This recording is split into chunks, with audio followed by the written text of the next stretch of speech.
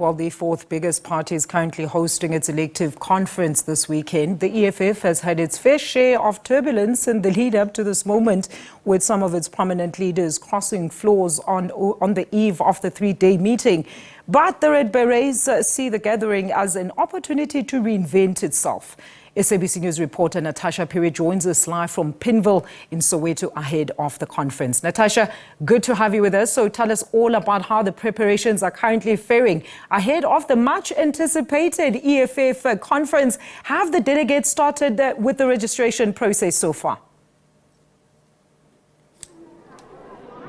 Well, Alicia, some have actually concluded the registration process. We know that the provinces of Western Cape and Eastern Cape are actually done, with the process. And of course, other delegates are actually coming in. It seems as if it's a smooth process. No complaints from the delegates so far ahead of tomorrow's National People's Assembly. Alicia, I want to bring in the provincial chair of the EFF into the picture before Mr. Malema actually arrives. If I'll just shout at him, Mr. Dunga, you were live on TV. Can you please come speak to us? As a host province, are you happy with how everything has been going so far? Is it all systems go? Yeah, no, thank you for having us. Yeah, all systems go. There are no issues. The delegates across all provinces have arrived. Gauteng is the one that's now coming because our delegation was supposed to be collected from 12 o'clock upwards. So they are en route, they are on their way. And smooth operation thus far. Do you know how many delegates have now been done with their process? No idea at all. Needless to say, Gauteng has 289 delegates that are expected to arrive here, and all of them will be here, and they are making their way here. The last time I spoke to you, you had said as Gauteng, you support the current leadership, as is to come back in the next term or after this conference. Do you still stick by your views? I never said that. We spoke outside the Constitutional Court. We have you on record. You had said you are happy with the current leadership and the President, Mr. Malema.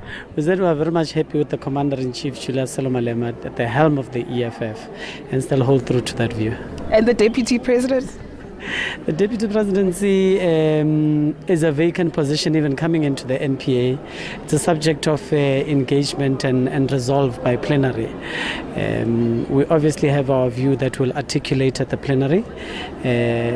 And yeah, that's it. And talking about views that you're going to articulate at the plenary, let's look at coalitions. In your discussion documents, you say that the EFF now wants to somewhat formulate a framework of coalitions where, it governs, co-governs, or is in agreement with the ANC. Metros like Ekurhuleni, the city of Johannesburg, and the city of Tshwane. Yeah, definitely. I think one of the things that would have to resolve on, particularly this National People's Assembly, is how does the EFF not lose its character in terms of being an opposition party while still forming part of governance? Because we then sort of are pacified in a way and then assume all the challenges and responsibilities of governance even when we are not part of it, particularly in terms of specific departments. And I think really this National People's Assembly would have to give us a proper program of action and a proper way forward in terms of how we're going to articulate that particular posture. And perhaps a proper plan of action for 2026. You've been doing well as the EFF in local government. What is your plan of action for them? Is to take over the municipalities. And we have already shown, record in terms of how we can effectively form part of governance. You look at now the new kids on the block in the city of Tshwane. You can't mention any other members of mayoral committees outside of the EFF, which is a show of intention to really have effective governance. So that's what we are looking at. We are looking at taking over wards as well, because the true essence of governance at a local level would be the assuming of office of particularly ward councillors, as opposed to the historical victories of the EFF in terms of the PR vote. Yeah. Mr. Tunga, let me relieve you. I know that you're waiting for Mr. Malema outside. Thank you so much for your time. Well, Alicia, we're just waiting for Mr. Julius Malema, who is outside.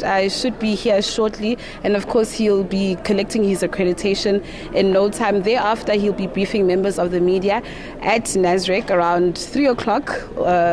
So this is all we have for you right now. You've heard the views from the delegates. We've been here the whole morning, very happy, but also they're looking forward to discussing those policy documents. Remember, it's 12 of them, Alicia. I just want to take you through some. There's the organizational character and redesign, and this is a very interesting policy document. You know, you read through it, Alicia, it suggests that the branch membership of the EFF increased from 100 to 200 members. It also suggests that the student command be abolished and that the party actually establish a youth league command. Another interesting point that I read here was that EFF members who want to serve in the party's central command team. Now, the central command team is the highest decision-making body in between conferences. So if you want to be a member of this and you are an EFF member, you need to have a post-matric, qualification. So these are just some of the things that are actually coming out. You've heard from Mr. Dunga. The issue of coalitions is one that is also top on the agenda in some of the party's policy documents. With that said, it's back to you in studio. A very quick one, Natasha. Julius Malema, we understand, is set to deliver a political report. Now, what are you hearing on the ground? Is this going to be based on how the party is currently faring, or it will be an overview of our current political climate?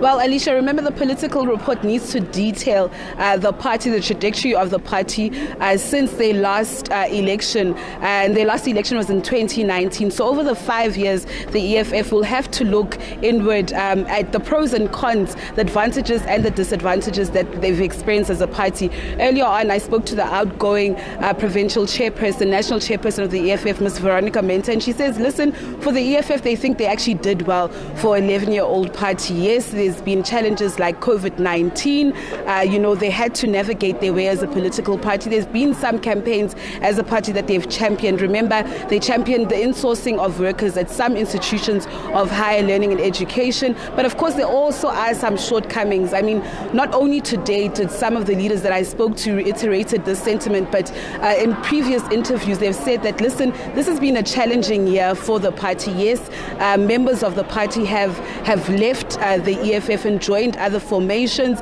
but they've been saying, and in Mr. Malema's words, saying that people of South Africa should not write them off. If anything, the EFF will come back a much more stronger organization. The EFF wants to reinvent itself, and of course, I suppose they'll be reinventing themselves through these policy documents that I actually have here in my hand, more especially if you go through the organizational character and redesign document of the party. So these are what delegates will be, I beg your pardon, deliberating on over these couple of days. It isn't only about the election of leaders, Alicia, but of course those policies that will reinvent, or that are meant to reinvent the party and take the party forward in the next coming years. All right, we're certainly going to be keeping tabs on that story. Natasha Phiri joining us live from Soweto.